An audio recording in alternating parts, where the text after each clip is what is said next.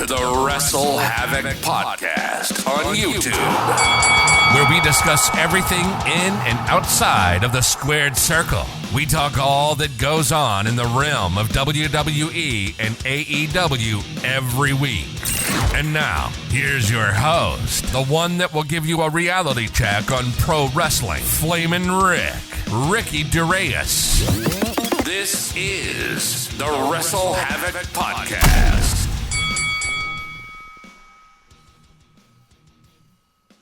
What's up, everybody? It is Flamin' Ricky DeReyes right here on the WrestleHavoc Podcast, here to review AEW Dynamite from June 21st, 2023. It is the final Dynamite, the go-home Dynamite before this Sunday's Forbidden Door pay-per-view coming to us from the Scotiabank Arena in Toronto, Ontario, Canada. Forbidden Door is going to be absolutely crazy, but we got Dynamite to cover, and overall thoughts on Dynamite. I thought Dynamite was a great show overall. It was a great go-home show to get me excited for Forbidden Door. Of course, we have to talk about Bryan Danielson and Kazuchika Okada going face-to-face before their legendary match that will be taking place this Sunday. Of course, we also had Eddie Kingston and Jon Moxley going at it for a short period of time before, of course, eventually the Blackpool Combat Club came to the ring. We had matches like the Hardys versus the Guns, which was a relatively short match to say the least. But, of course, we had CM Punk. Yes, CM Punk showed up in Chicago. And overall, of course, it was building towards Collision this Saturday, in which we will be seeing CM Punk, FTR, and Ricky Starks taking on Bullet Club Gold along with the Guns. So that's going to be a great match to see. We're going to be talking about all this and much more right here on the Dynamite review. But before I get on with all this craziness regarding AEW Dynamite, please make sure to like and subscribe to the WrestleHavoc Podcast right here on YouTube, in which we discuss everything in and outside of the squared circle. Make sure to like and subscribe for more content. And as the freaking referee would say, ring, ring, ring that damn bell for more notifications. Of course, if you guys missed the AEW Collision review, it is up on the channel already. Of course, I talk about CM Punk returning after 10 months to cut a passionate pipe bomb promo. Also, of course, I got the main podcast up on the channel already, episode 18 of the WrestleHavoc Podcast, in which I talk about the aftermath and the backstage reaction to AEW Collision and much other news on episode 18 of the WrestleHavoc Podcast. The link will be in the description below, as well as the Raw review, and I talk about Logan Paul being announced for the Money in the Bank ladder match and why I think Logan Paul should not be a part of the Money in the Bank ladder match. So I will be talking about that much more on the Raw review. If you guys haven't checked out the Raw review, the link will be in the description below. But let's get on to AEW Dynamite. Overall, I thought Dynamite was a great show to get me hyped for Forbidden Door. Forbidden Door, I've talked about this for weeks, but Forbidden Door is looking, as of right now, probably the best AEW card, the best AEW pay-per-view so far of 2023. Like, holy shit, this card is absolutely stacked. And we got a lot of matches announced for Forbidden Door, in which I will be going through tonight on the show, as well as we're going to be talking about the Rampage card as well as the Collision card, because Collision looks absolutely stacked, and Collision is set to be a great show. We got a lot of stuff for Collision this coming Saturday, but we're going to be talking about AEW Dynamite. Of course, the show kicks off with the Hardy Boys taking on the Guns in our first match of the evening. You guys know my thoughts on the Hardy Boys and AEW. Honestly, at this point, I'm not really that into the Hardy Boys ever since what happened last year. And, I wish all the best for Jeff Hardy, to be quite honest with you. And look, the Hardys did look good in this match. They really did. But to be quite honest with you, I think, when it comes to like possibly pushing the Hardy Boys further for the AEW tag team titles, I think we should say no to that, in my opinion. And honestly, the Hardy Boys and AEW, let's be honest with ourselves, the experiment has been quite, a failure. And I'm not really that interested in what the Hardy Boys are doing. And this is coming from a big fan of the Hardys. I'm just being brutally honest with you guys. But they are taking on the Guns in this opening contest. Not really a long match, to be quite honest with you. Austin Gunn and Matt Hardy start, both lock up. We get a shot into the corner by Matt Hardy. After that, Jeff makes the tag. We get a double team by the Hardys, followed by a double hip toss on Colton Gunn. Then we got a suplex on Austin. After that, Jeff goes for a splash into the corner, and then he goes for the back elbow. Jeff then takes out Austin off the top. Colton then goes for a shot onto the back of Jeff. After that, we get repeated stomps by Colton, who is the legal man. After that, we get a suplex by Colton, and then we get a cover and a near fall. At this point, Austin Gunn makes the tag. He applies a side headlock on Jeff Hardy. Jeff then drops the shoulder and sends Austin to the outside. Colton then takes him back and tags in. Jeff goes for the jawbreaker, but then Colton runs up the top turnbuckle. At this point, Austin Gunn is the legal man. We got a corkscrew kick by Jeff. After that, Matt Hardy makes the tag. He then goes for the side effect. He sends Colton to the outside, and then he goes for the twist of fate on Austin. We get a cover and a kick out when Colton puts the foot of Austin on the rope. So it's Colton is helping his brother out here. Colton then interferes. Then Austin goes for the roll-up and a near fall. Matt Hardy then counters the famouser attempt, and then he hits a right hand.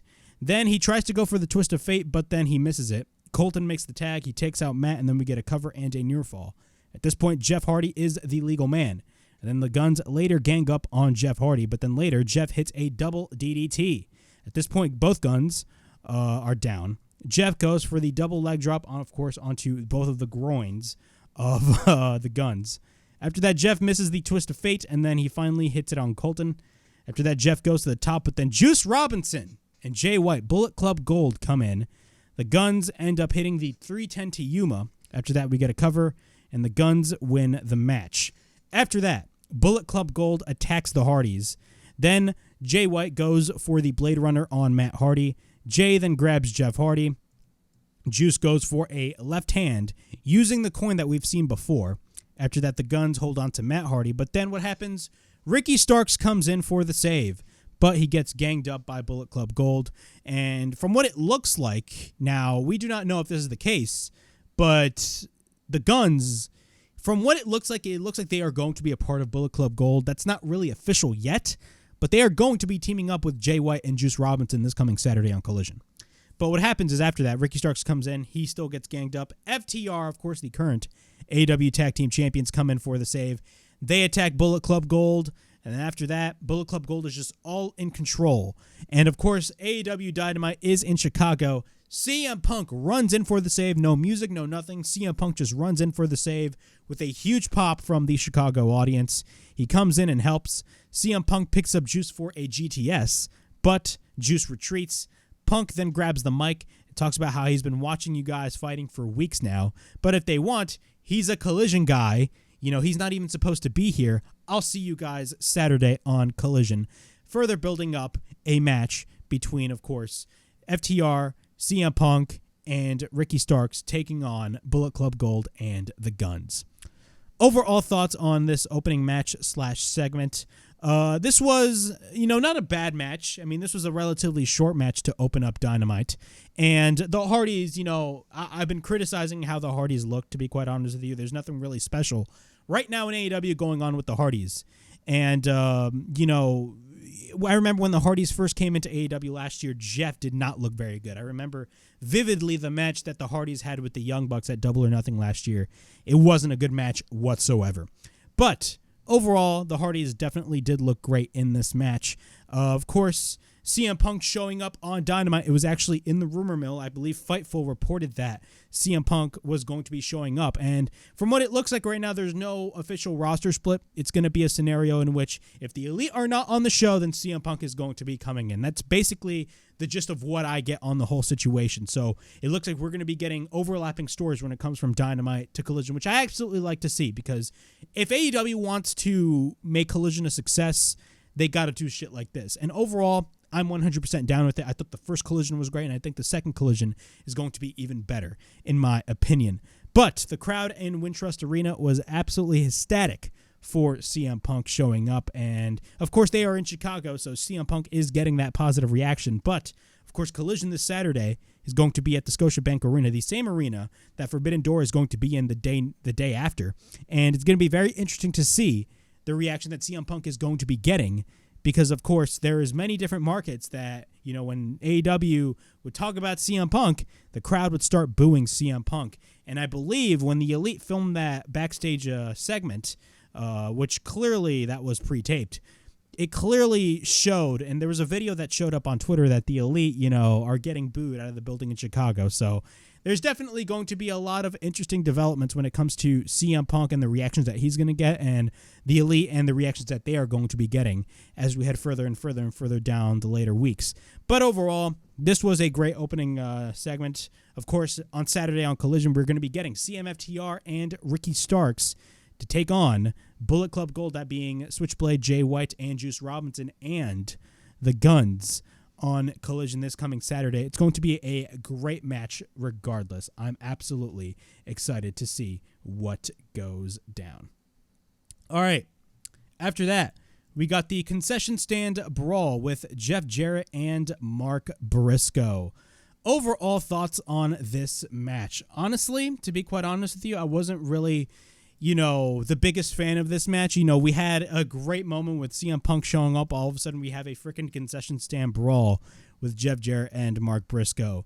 I felt like this match was kind of all over the place. This is the type of stuff that I do not want to see on AEW Dynamite, in my opinion, but it is what it is. Mark Briscoe looked great, of course. I loved the involvement of Papa Briscoe in the end of the match as well. But nonetheless, it wasn't really, something that I was really looking forward to. Everything involving Jeff Jarrett, Jay Lethal, or Sanjay Dutt and Karen Jarrett, honestly, I have no interest of whatsoever. And I say that with the utmost respect about Jeff Jarrett because I'm a fan of Jeff Jarrett. But please get him off my television set, to be quite honest with you. I can't have it. I mean, like, there was something with Aubrey Edwards. Like, Aubrey Edwards was wrestling a match on Rampage. Like, bro, really? That's the best you got? Absolutely not. But let's go through the match. Mark sends Jeff Jarrett through the table on the wall. Both continue to brawl. Mark sprays Jeff with mustard. Both throw each other hot dogs throughout the majority of this whole match. Karen Jarrett comes in and sprays ketchup and mustard on Mark. Mark then climbs the ladder, then someone pushes him off through the table. And that hooded figure is Sanjay Dutt. Oh my God. And then once we're back from break, the brawl spews into the ringside area. Mark is ganged up by all of the heels. At this point, Jay Lethal is in the timekeeper's area. And then, of course, a guy is sat there. And what happens? Papa Briscoe comes out. And then he chokeslams Jay Lethal through the table. Papa Briscoe then clotheslines Jeff and Sanjay Dutt. At this point, Karen Jarrett comes in with the low blow. After that, we get Mark Briscoe going for the redneck kung fu. After that, Mark wants to go for the J Driller. But then Satnam Singh comes in. He chokeslams Mark, but then Christopher Daniels and the Best Friends come in for the save. The Lucha Brothers come in as well. Then we get the quadruple super kick on Satnam Singh. After that, we get a springboard splash by Phoenix. Penta is in the ring. We got a roll-up by Mark Briscoe, and Mark Briscoe gets the win in this concession stand brawl. To be quite honest with you, I was not really, interested in what was going on here, to be quite honest with you. Literally nothing special happened in this. Look, I like Mark Briscoe. I like what he's doing, but, feuding with Jeff Jarrett, I think we can do something better for Mark Briscoe at this point. But, look, again, I like Jeff Jarrett, but this whole concession stand brawl, I felt like it kind of happened out of nowhere. They did air a video package building up to this match on Collision, but still, let's be realistic with ourselves. Really? A concession stand brawl after we got CM Punk in the ring, this is what you give us?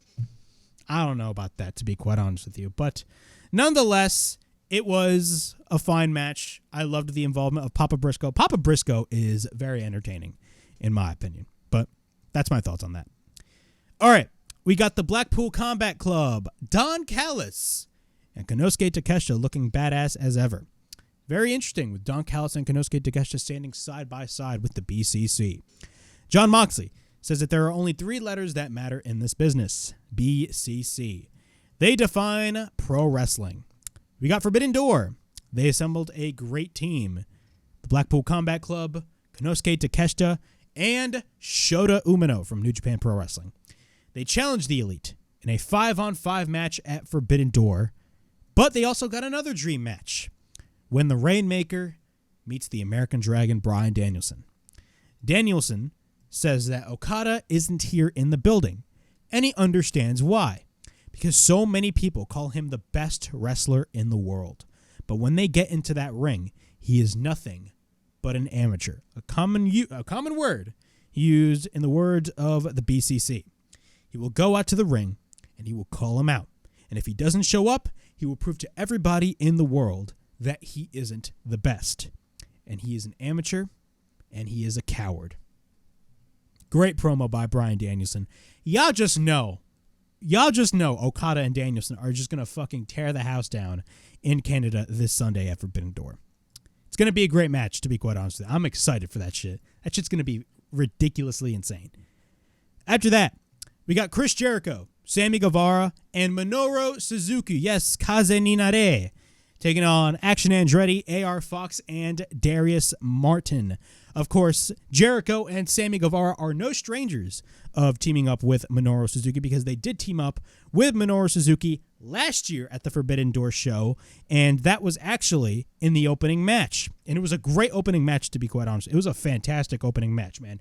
Just by that opening match alone, I believe it was who was it? It was Jericho, Sammy, Suzuki taking on Eddie Kingston, Wheeler Yuta, and Shota Umino. I believe that was the opening match. It was a 6-man. And the crowd was just all up on their feet, man. You could tell the crowd in Chicago at the United Center were in for something special. Just by that opening match, you can tell what the show was going to be, man. The tone was just fantastic. But Shota Umino, absolutely phenomenal talent.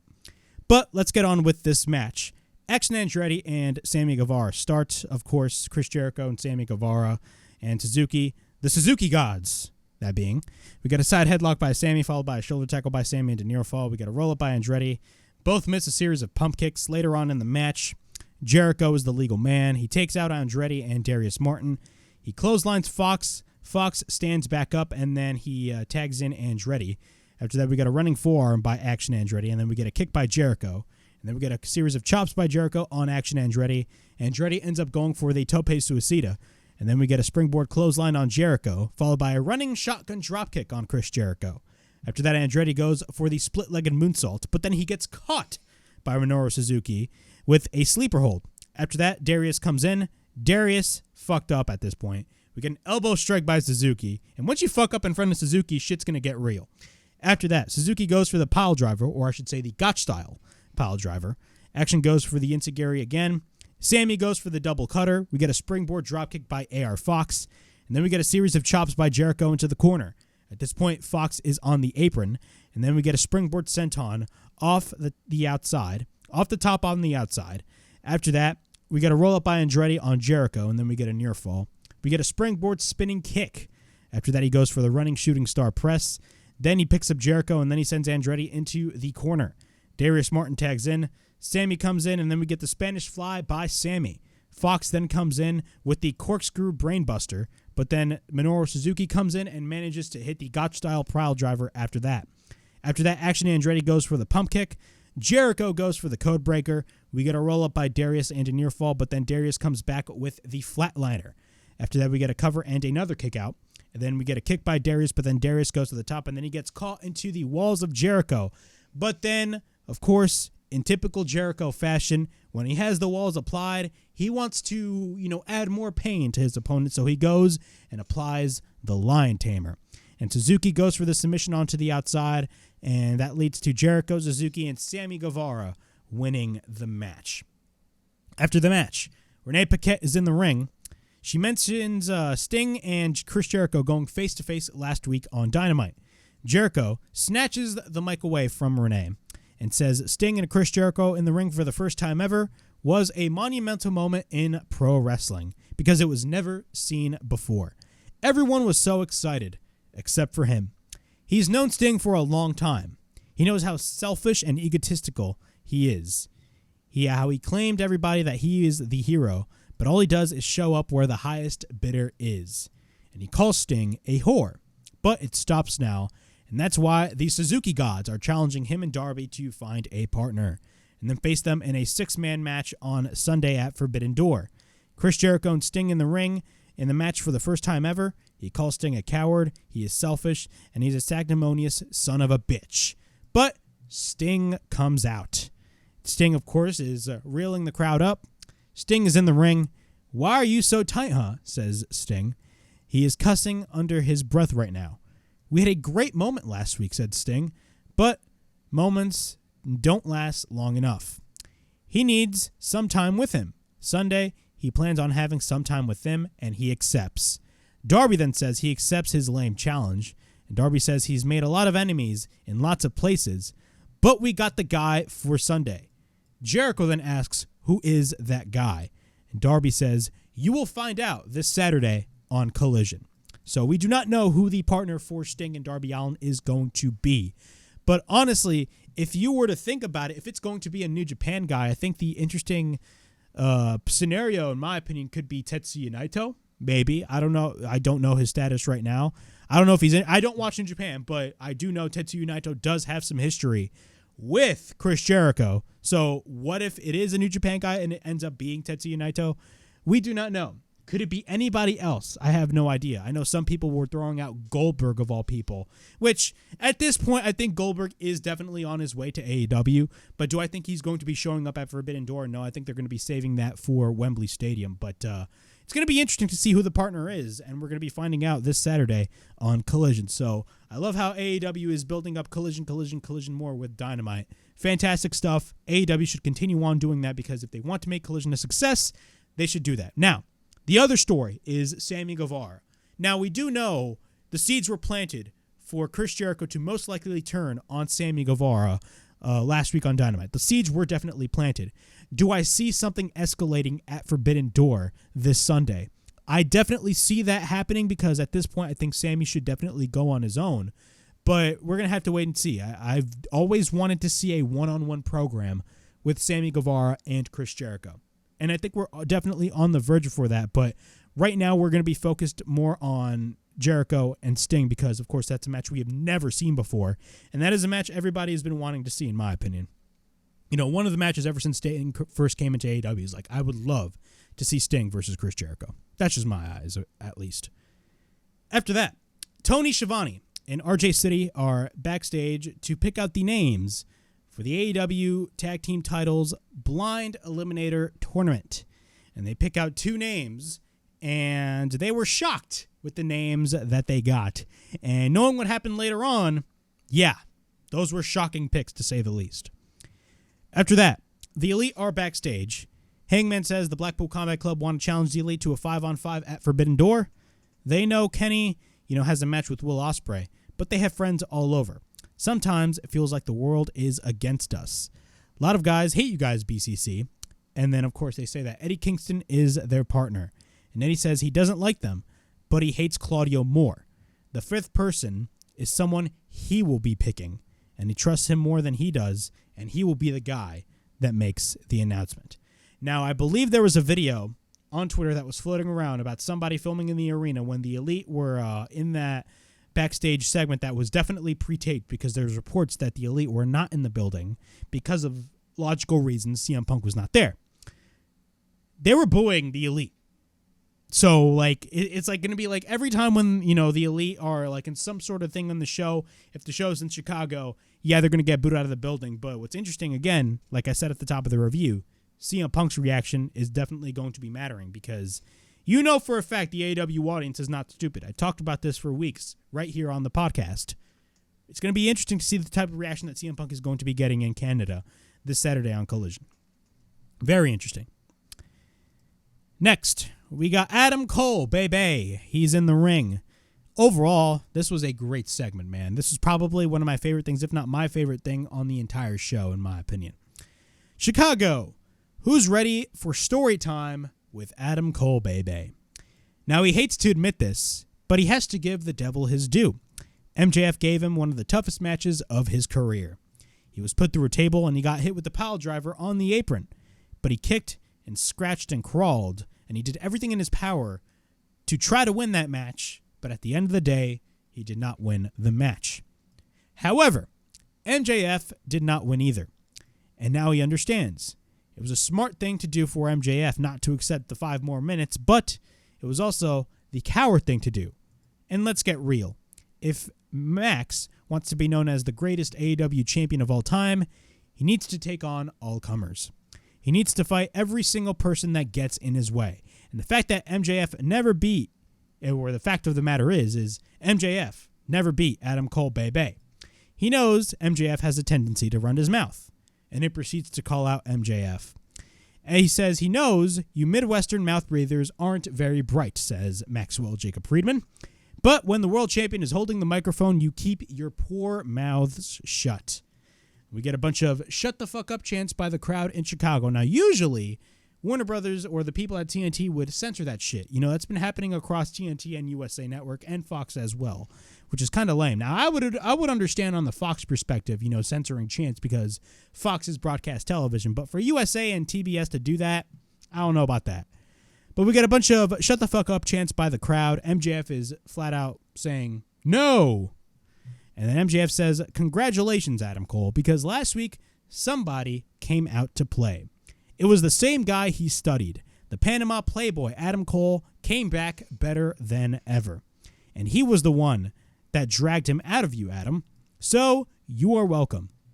He's really worried about him because he suffered so many blows to the head, he lost track of time and didn't win the match. Had the time not run out, he had him beat. And Adam Cole laughs. And he says, let's live in an imaginary world where he clearly didn't have him dead to rights. And we get a bunch of bullshit chants by the crowd. And MJF replies, here's what's bullshit. As far as him wanting a rematch goes, he needs to say, and as a fan of his and as a close friend, because he cares about his health and well-being, as far as your rematch goes, no, I am sorry. And then Adam Cole says, that is exactly what I figured. And talks about how he had an idea and says, how about they both fight right now in Chicago and I'll whoop your ass. And then Tony Schiavone. Now, this is probably the best thing of the whole segment. Tony Schiavone stands up from commentary and he tells both Adam Cole and MJF that he has an announcement. And both Adam Cole and MJF tell Tony Schiavone to shut up. Like, they both at the same time were like, shut up, Schiavone, which is the funniest thing ever because, of course, MJF is a heel, so he does not like Tony Schiavone. And there were many instances, I believe, where he literally splashed a drink at Tony Schiavone, which was hilarious. And even though Adam Cole is a babyface, of course, when Adam Cole first came into AEW 2 years ago, the first thing that he said in his promo on Dynamite after All Out 2021 was going after Tony Schiavone and stating, if you ever go near my girl, we're going to have some problems. So that, I love how they kept that, mentality right there with Adam Cole. Great stuff to see. But both of their names were drawn in the blind tag team tournament, and both men are shocked. Adam Cole says, I don't want to tag team with him. And then MJF, now this shit was hilarious. MJF just screams, what, do you want me to wrestle every week? Are you out of your mind? What kind of sick pervert are you? Says MJF to Tony Schiavone. That shit was so funny, bro. And then Hiroshi Tanahashi is on the Tron and says he dares him to show up at Forbidden Door so he can show him what the strength of New Japan Pro Wrestling is and the ace is. And MJF gets pissed off and says he doesn't know what kind of dog and pony show Tony Khan is running around here. Adam Cole says he doesn't know he's trying to prove that he isn't a coward, but he hopes this isn't it because Tanahashi is better than you. And then MJF gets so angry and says no one on this planet is on the level of the devil. And then we get a bunch of coward chants by the crowd. And MJF gets so pissed off that he accepts the challenge from Hiroshi Tanahashi, even though we know the match is officially announced. But the reason why MJF is saying all this stuff is because of the fact that, of course, last week he stated that I plan on no-showing this show just like I almost did at Double or Nothing last year. Adam Cole, after that, says, good luck, partner, and the segment ends. Overall thoughts, man. This was a fantastic segment. I loved this segment. Now, I'm going to go out on a limb and say this. Yes, is it a scenario in which it's one of those segments in which they are, saying, can they coexist? Yes, it basically is. But I'm not going to shit all over this. The reason why is because every time when we get a can they coexist type of deal on WWE television, it's literally with almost every freaking feud. And it's like their go-to, formula to building up a match for a pay-per-view in WWE. In AEW, you rarely see that type of stuff. Now, the thing is there's definitely a long-term plan regarding Adam Cole and MJF. I mean, it looks like they're going to be developing some fantastic chemistry as the weeks go on. How long does this last? We do not know. Are they going to be winning this blind tag team title tournament? We do not know. But I will say this. The chemistry with Adam Cole and MJF is going to be phenomenal because, again, these are two polar opposites. MJF is a douchebag heel, and we know Adam Cole can be a douchebag heel, but he's right now the babyface. And so far, Adam Cole is doing very well as a babyface. And overall, it's going to lead to the dissension of the tag team, and then we lead to MJF versus Adam Cole at a future date on a pay-per-view. But overall, man, the reaction that Adam Cole and MJF got when they first heard that they were going to be a part of this blind tag team title tournament, their reaction was the funniest shit I've ever seen. The fact that MJF told Tony Schiavone that you want me to wrestle every week, that is some bullshit. Like, I don't know about you guys, but I laughed my ass off when I saw that. That was hilarious. But again, it's going to be very interesting as we head towards Forbidden Door. Of course, we got MJF taking on Hiroshi Tanahashi. I think it's pretty obvious who's going to be winning that match, and it's going to be not Hiroshi Tanahashi. It's going to be MJF retaining the AEW World title. I flat out said Hiroshi Tanahashi. What the fuck am I talking about? Hiroshi Tanahashi's not going to win the AEW World title. I think it'd be a very dumb move on AEW's part because it'd make no sense for MJF to hold on to the title and just drop it to Tanahashi. So MJF is definitely going to be winning this match regardless. But after this, where do I see the next Adam Cole and MJF match happening? I have no idea. I see some people throwing out Wembley Stadium, maybe. Or maybe they could get something bigger for MJF at Wembley Stadium. I mean, let's be honest with ourselves. Look, Adam Cole versus MJF is not going to, sell, move tickets like the Elite versus CM Punk is going to be. But regardless, if it happens at Wembley Stadium, I'd be down for it because we all know the chemistry that MJF and Adam Cole have promo-wise and in-ring-wise. We saw that last week, and we saw that this week as well. So overall, great segment, entertaining segment. Both men looked great, and of course, we're looking at Forbidden Door with MJF versus Hiroshi Tanahashi. After that, we got Orange Cassidy and Kazuchika Shibata. Of course, Orange Cassidy is the current international champion. Kazuchika Shibata is the current Ring of Honor Pure champion, taking on Daniel Garcia and the New Japan World Television champion, Zack Sabre Jr. Now, last week, I came on this review and talked about this backstage segment with, Zack Sabre Jr., Orange Cassidy, Daniel Garcia, and I immediately said, hey, it looks like we're going to be getting a one-on-one match between Orange Cassidy and Zack Sabre Jr. It looks like that is not going to be the case. In fact, there's going to be more people added onto this match, but I'll talk about that later on. Let's go through the match. We got Shibata and Zack Sabre Jr. starting. We got a bunch of holy shit chants by the crowd in Chicago. He applies a triangle on Shibata. Shibata misses the spinning kick, but then both men face off. Once we're back from commercial break, Zack Sabre Jr. and Shibata are in the ring. We get a side headlock takeover. Then we get the head scissors by Zack Sabre Jr., but then Shibata escapes. Then Zack Sabre Jr. transitions, but then Shibata transitions into an ankle lock. Garcia makes the tag. We get a series of right hands by Shibata, and then he goes for the uppercut. Garcia then regains control, but then Orange Cassidy makes the tag. Garcia, after that, dances. Cassidy mocks Daniel Garcia and dances as well. We then get a roll-up by Cassidy, and then we get a near fall. We get a bunch of waistlock reversals, and then we get a waistlock applied by Garcia, and he has it locked in. Orange then gets his hand in his pockets, and then he manages to hit a dropkick. Zack Sabre Jr. comes in, and Orange goes for his amazing kicks. Zack Sabre Jr. then grabs the ankle after that. Then we get a bunch of switching reversals by both men. After that, Zack Sabre Jr.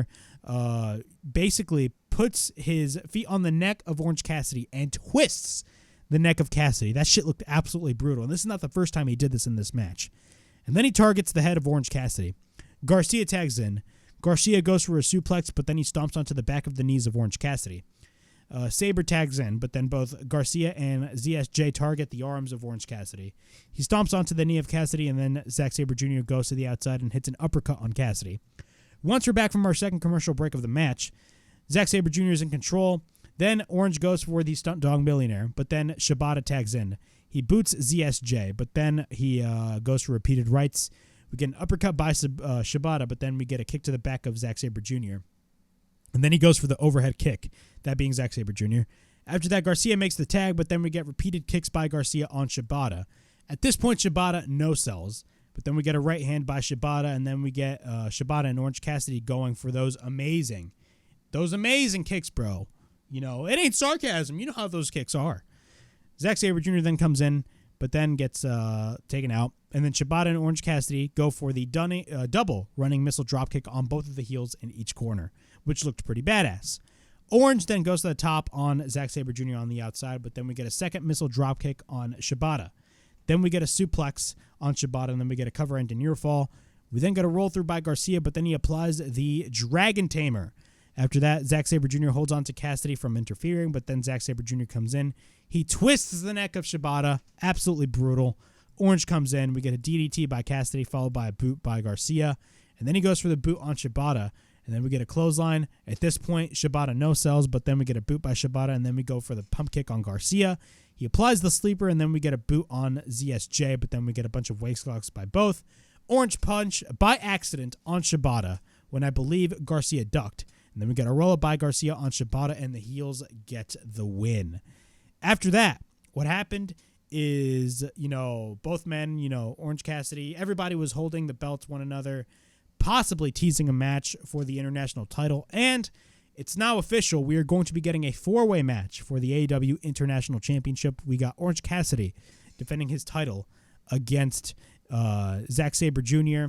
and Kazuchika Shibata and Daniel Garcia. Now, I personally thought it was going to be a one-on-one match between Cassidy and Zack Sabre Jr., but they're probably putting a predicament of they don't want either man to lose because they're the current champions. So it makes total sense for there to be a fall guy to take the pin in this match. That's what I see why they booked a 4-way match instead of a one-on-one match.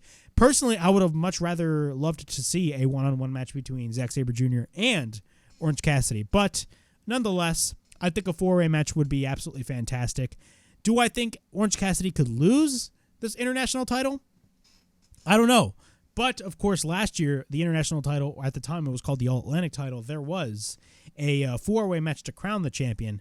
I think this 4-way is going to be exactly the same, and it's going to be absolutely fantastic. So, it's official for Forbidden Door. We're going to be getting Orange Cassidy versus Zack Sabre Jr. versus Shibata and Daniel Garcia at Forbidden Door. So, that's going to be a great match nonetheless. After that, Alex Marvez interviews Will Ospreay. He's asked about disparaging Canadians, and Will Ospreay says he's used to performing to most civilized countries like England and Japan. He knows how he needs to go to Canada, and you know what some of these people are saying? Some people are saying that they're going to bomb rush him to the airport, or at the airport, I should say. And he says AEW needs to get security for him. And we know that for sure. I mean, Will Ospreay has been saying a lot of shit about Canada, and he's going to get legit heel heat in Canada. It's going to be insane. But Don Callis comes in, and of course, the weasel himself, Don Callis, says he hears what he is saying. As a Canadian myself, I agree with you, and AEW is not going to help you with the security. He has so much heat in Canada because Kenny Omega has been inciting his fan base to violence. He needs special security, especially in Toronto, where people are entitled, violent cowards like Americans. So when he goes to Canada, of course, he himself isn't the most popular guy. He has his own military-grade private security. He will make them available to him. It's his own personal favor. And Will asks, what do you want from this? And Don says, he just wants to see a fair fight. Good luck, and get the 1, 2, 3. What is that implying? Now, I believe it was a backstage segment last year where Don Callis did meet up with Will Ospreay and United Empire. Could we be seeing a scenario in which Will Ospreay ends up joining Don Callis? Now, we do know Will Ospreay is a New Japan guy, so honestly, it would make sense, but at the same time, it wouldn't. But we're going to have to wait and see. But very interesting developments going on. I mean, we all know now Don Callis is a heel. And who could that security be? I assume it's the Blackpool Combat Club. That's what I see happening. But we're going to have to wait and see what happens. I think we do know, like, Ospreay versus Omega, the rematch, it's going to be one for the ages. Now, there's been a lot of talk about what match is going to be main eventing Forbidden Door. Whether that's going to be Okada versus Danielson or Ospreay versus Omega. Honestly, a lot of people are saying Ospreay Omega is going to be the main event. For me, personally, I wouldn't really be against the idea of either match main eventing the show. I wouldn't be mad at all if Okada and Danielson main evented instead of Ospreay and Omega. Or if the roles were reversed, I wouldn't be mad at all either. But it really depends. It all depends on what is going to be happening after the match. Because after the match, that's what's, the match is important. But after the match, we do not know what's going to be happening after regarding these two matches. So it's going to be very interesting to see. And honestly, it's going to be fantastic. Fantastic stuff, man. Okada and Danielson are going to tear the house down, and Ospreay versus Omega are going to be tearing the house down. And I'm going to be going out on a limb and say Will Ospreay is going to be getting this win. Because Omega got the first win at Wrestle Kingdom, and I think it's pretty much fair to say that Ospreay is going to be getting the win over Kenny Omega in Canada. That's what I see happening, to be quite honest with you. But with the involvement of Don Callis, I'm starting to believe that more and more and more. So, very interesting developments going on. We then got Chris Statlander taking on Taya Valkyrie for the TBS Championship. Now, at this point, we were roughly around 9:35, so the show was almost over. And we had two segments after. We had Eddie Kingston speaking on the microphone, as well as Bryan Danielson calling out Kazuchika Okada. Now, I assumed, and I already knew this, they were going to merge both of those segments together, and that is exactly what they did because they were kind of running out of time. But we got Chris Statlander versus Taya Valkyrie for the TBS title. This was not a bad match whatsoever. We got a shoulder tackle by Statlander. We then get a chop by Statlander into the corner. We then get an overhand shot by Statlander, and then at this point, Chris Statlander is in control. She goes for repeated rights, and then we get a running uppercut by Statlander. She runs into a slap by Taya Valkyrie, and then she goes for the overhand chop. And then Statlander goes for an overhand chop of her own, so then both women exchange chops after that. Then we get a sweep by Cross and a leg drop. And then we get a cover and a near fall, and then we get a kick by Taya. After that, we get a knee strike after, but then Taya gets taken to the outside. We then get a kick by Statlander, and she goes for a moonsault off the apron and drops Taya onto the floor. Now, what's weird about this moonsault was Chris Statlander actually went for the moonsault, and I don't know if this was intentional, but it looked like she landed on her knees, which was very weird. Takes Taya back into the ring. Taya goes for a shotgun dropkick on Chris Statlander, taking her to the outside. Once we're back from commercial break, we get repeated rights by Statlander. After that, we get a running uppercut. After that, she goes for the running knee, and then she goes for a driver on Taya. And then we get a cover and a near fall again. We then get the double underhook by Taya, dropping Statlander down, but then we get a cover and another near fall. Taya then misses the kick, and then we get a roll-up by Chris Statlander, and we get a near fall. Statlander ends up going for the discus lariat, and then we get a cover and another kick out. Chris Statlander runs into a spear, and then we get a back elbow by Taya. Then we get a kick to the back of Statlander, but then we get a sliding German by Taya. Taya goes to the top, but then Statlander comes in, and she manages to go to the top. We get a superplex off the top by Statlander, and then she goes for the Wednesday Night Fever. Now, this used to be called the Big Bang Theory, but now it's called the Wednesday Night Fever, and we get a cover, and Statlander retains the TBS Championship. Overall, this was a great match, relatively short match because of the time that they had left, of course, but great match. I mean, it was pretty obvious that Chris Statlander was going to get the win. Chris Statlander is, in my opinion, doing more for the TBS title than Jade Cargill ever did. Yeah, I said that straight up. Because Jade Cargill, and look, I'm going to say this right here, right now. I like Jade Cargill. I really do. And a lot of what I'm going to say is not Jade's fault. It's the creative direction's fault. I felt like there was no direction whatsoever regarding Jade Cargill and the TBS Championship because she had that title for well over a year and nobody gave a single shit about it. Nobody. So if you really think about it, Chris Statlander winning that TBS title is a step in the right direction in my opinion. What they're going to be doing with Jade, I have no idea. But for right now, Chris Statlander holding that TBS title, she's doing way more for that TBS title than what Jade Cargill ever did with it. After that, we got our main event segment. Very rarely do we see a segment close out Dynamite, because usually, for most weeks at least, it's, a match that closes out Dynamite. But nope, we got a segment. Eddie Kingston is in the ring, and he says he has to put his shirt on because he just had surgery and he also had ice cream. He's out here because the Elite decided to leave because he doesn't respect them. But in real life, we know why the Elite is not there. The Elite is not there because of CM Punk. That's why. I'm just going to throw that out there right there. There's been a lot of things going on that he doesn't agree with, especially a certain somebody who's supposed to be his homeboy, and he's mad that he's teaming up with the Elite. But he can't stand Claudio at all and doesn't care that him and John have a problem. But what happens? Moxley comes out, and Moxley looks pissed off. Moxley gets the microphone and he says, "You know how this goes. If they stand behind you, you protect them. If they stand beside you, you respect them. And if they stand against you, you destroy them." And talks about how Eddie Kingston is drawing the line at Forbidden Door. And Eddie Kingston immediately replies, "No, I'm not drawing the line. You are drawing the line. You decided to do that because you are teaming up with that scumbag, that being Claudio Castagnoli." And John just looks at Eddie Kingston, and he's about to say something. Every time what? And then Eddie Kingston is just daring John, say it. Every time what? Say it. But then Eddie Kingston's like, "You know what? If you're not going to say anything, I'm just going to bring the fifth man out." The fifth man is Tomohiro Ishii. But then what happens? Claudio Castagnoli, Wheeler Yuta, and Bryan Danielson gang up and run in and attack Eddie Kingston. Danielson then gets the mic, and he says he's not coming out. "Okada, where are you at? You know what? If he isn't coming out, he will stomp Ishii's face in." And what happens? The coin drop. You know what that is. Kazuchika Okada comes out. Both men face off. Okada and Danielson face off in the middle of the ring, and the aerial shot of just Danielson and Okada facing off. Holy shit, what a badass moment. After that, Yuta attacks Okada. And what happens is Yuta actually sets up Okada to get hit with the Busaiku knee from Bryan Danielson. But what happens is instead, Okada ducks, and by accident, of course, Bryan Danielson hits the Busaiku knee on the little shit, that being Wheeler Yuta.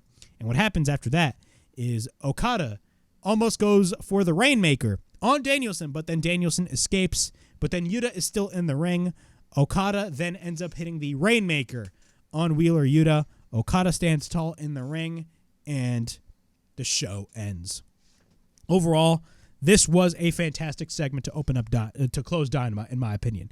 It got me very excited to see what we're going to be getting at Forbidden Door. Of course, we got Danielson versus Okada on the show, and that match is going to be a match for the ages. I don't give a shit what anybody says. That match could possibly be on the verge of being a match of the year caliber match. These men are going to beat the living shit out of one another. Now, before that, we had Eddie Kingston and Jon Moxley. I went out on a limb and tweeted this out, that Eddie Kingston and Jon Moxley facing off, could we be on the verge of seeing Eddie Kingston and Jon Moxley renew their rivalry? Because that is exactly what I thought. Yes, we know we're going to be getting possibly another match between Claudio and Eddie Kingston. Their last match was at Supercard of Honor this past April. The next Ring of Honor pay-per-view is going to be Death Before Dishonor, and honestly, I don't even know if I'm going to be going to that show because it is in Jersey, but still. Could we be seeing a rematch between Claudio and Eddie Kingston? We do not know. But what's very interesting is that Eddie Kingston faced off with Jon Moxley and asked Mox, "Why the fuck are you teaming with this guy?" This shit has been happening for over a year, and Eddie Kingston didn't even realize that. But still, could we be on the verge of seeing a program with Eddie Kingston and Jon Moxley? But this time, the roles are going to be reversed. Moxley is the heel, and Eddie Kingston is the babyface. That'd be something that I'd absolutely love to see. But very interesting developments. It clearly looks like that. This whole BCC versus Elite storyline is not over yet, and we're clearly going to be getting blood and guts. When will that happen? We do not know. But I think it's pretty much safe to say we're going to be getting blood and guts, and we're definitely going to be getting the involvement of Kota Ibushi, because he's on his way. Kota Ibushi's on his way. When is he going to be debuting with AEW? We have no idea. A lot of people are saying Forbidden Door, but again, we're going to have to wait and see. This was a great closing segment to close off Dynamite. This was absolutely fantastic stuff. All right, that was Dynamite from June 21st, 2023. We are now going to be running down the card for this Sunday's Forbidden Door. I'm not going to be giving you guys my predictions. I'm going to actually save that for tomorrow's episode 19 of the WrestleHavoc Podcast. Of course, on Saturday we got Collision, and of course tomorrow we got SmackDown. So there's going to be a lot of developments going on. There's going to be a lot of shows going on. But I'm going to be giving you guys episode 19 of the WrestleHavoc Podcast tomorrow. So be on the lookout for that. But of course, I'm going to be running down the card so far for Forbidden Door. Of course, we got the Owen Hart Cup on the 0 hour. We got Athena versus Billy Starks. We also got Sting, Darby Allin, and a mystery partner taking on Chris Jericho, Sammy Guevara, and Minoru Suzuki, the Suzuki Gods. We got the 5-on-5 match. We got the Blackpool Combat Club consisting of Jon Moxley, Claudio Castagnoli, and Wheeler Yuta taking on Konosuke Takeshita and Shota Umino, taking on the Elite, that being Hangman Adam Page, the Young Bucks, Eddie Kingston, and Tomohiro Ishii. It's going to be a great match. We got the AEW Women's World Championship on the line as Toni Storm defends her title against Willow Nightingale. We got the Owen Hart Cup. We got the quarterfinals of the Owen Hart Cup. We got CM Punk taking on Satoshi Kojima. Now, there's a lot of, innuendo going on about, CM Punk and what he was going to be doing at Forbidden Door. Of course, there was going to be a match between Kenta and CM Punk, but from what it looks like Kenta kind of backed out from that whole scenario. I'm going to be talking about that tomorrow on episode 19 of the WrestleHavoc Podcast, so be on the lookout for that. But we got the quarterfinals of the Owen Hart Cup with CM Punk taking on Satoshi Kojima. After that, we got the four-way for the international title. We got Orange Cassidy taking on Kazuchika Shibata, taking on Zack Sabre Jr. and Daniel Garcia. After that, we got the IWGP World Heavyweight Championship with Sonata defending his title against Jungle Boy Jack Perry. After that, we got the AEW World Championship with MJF defending his title against Hiroshi Tanahashi, the ace of New Japan Pro Wrestling. After that, we got Kazuchika Okada taking on Bryan Danielson, and we got the IWGP United States Championship on the line as Kenny Omega will be defending his title against Will Ospreay in the rematch of the ages from their match this past January at Wrestle Kingdom. So, from what it looks like right now, Forbidden Door is looking to be a fucking stacked card now. When it comes to the Owen Hart Cup tournament, the tournament looks great, but a lot of people are saying it's predictable. In the quarterfinals, on one side, we got CM Punk taking on Satoshi Kojima. On the other side, we got Samoa Joe and Roderick Strong. This is on one side of the brackets. And it looks like we're going to be getting CM Punk versus Samoa Joe in the semifinals. And on the other side, we got Dustin Rhodes taking on Powerhouse Hobbs. And we got Juice Robinson taking on Ricky Starks. So that is the brackets for the Owen Hart Cup tournament. For Collision looks to be a great show as well. I'm definitely excited for Collision. Collision is going to be fantastic. Actually, we're going to be getting MJF on Rampage, which is going to be hilarious. But we got CMFTR and Ricky Starks taking on Jay White, Juice Robinson, and the Guns. Swerve Strickland taking on Hiroshi Tanahashi. We got the quarterfinal in the Owen Hart Cup tournament for the women. We got Nyla Rose taking on Willow Nightingale. And then we got Brody King taking on Andrade El Idolo. Christian Cage addresses the TNT Championship. And, of course, we will learn who Darby Allin and Sting's partner is for Forbidden Door. So that is Collision, Forbidden Door for you guys. Overall, it's going to be a freaking stacked weekend. We got SmackDown, Collision, and Forbidden Door. It's going to be a lot of shit happening this coming weekend. And, honestly, it's the weekend of AEW, man. Forbidden Door is going to be absolutely fantastic. But yeah, that was my AEW Dynamite review from June 21st, 2023. Please like, subscribe, comment down below, push that bell for notifications, and be on the lookout for more videos right here on the WrestleHavoc Podcast, in which we discuss everything in and outside of the squared circle. Make sure to like and subscribe for more content, and as the freaking referee would say, ring, ring, ring that damn bell for more notifications. As always, it is Flamin' Rick, Ricky DeRays, signing out. I'll see you guys tomorrow for episode 19 of the WrestleHavoc Podcast.